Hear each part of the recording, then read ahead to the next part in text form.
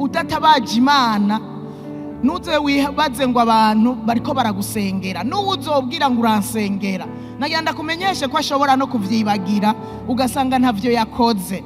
Ndakwinginga igihe cyose mu kigeragezo wewe nyene uvuge bike mugabo uvyivugire wewe. Imana ibikurikira byose uko bikurikirana mu mutima wawe izobirikira bisoma, izokugirira neza igutabare.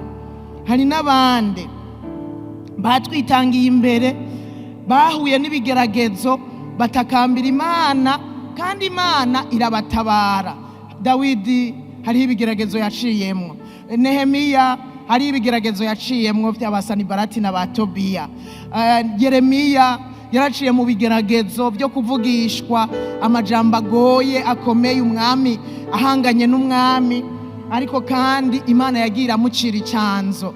Daniyeli hariho ibihe yatakambiye Imana, yahagurukiwe n'abarongozi bakorana, ariko Daniyeli Imana yaramwumvise iramutabara, gushika no mugobo gw'intambwe irahamutabarira.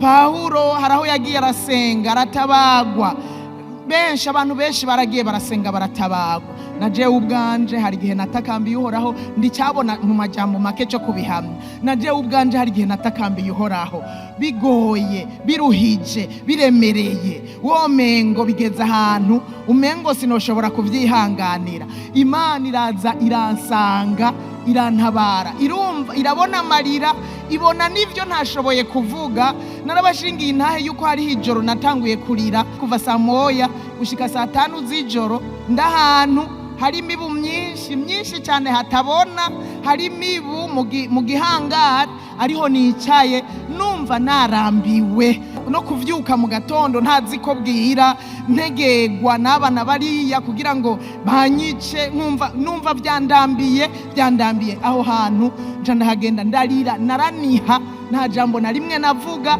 ariko mu masaa 5 numva n'amosozi arakamye kandi numva umengo ndishuwe, ariko nagira ndababwire ivyo nariko ndaniha mbwira Imana haciye indi myaka 3 kugira ngo nshobore kwishura. Ariko muri iyo myaka 3 yambereye nk'imisi nk'ibiri gusa, numvise biremurutswe kubera nyene natakambye. Haleluya.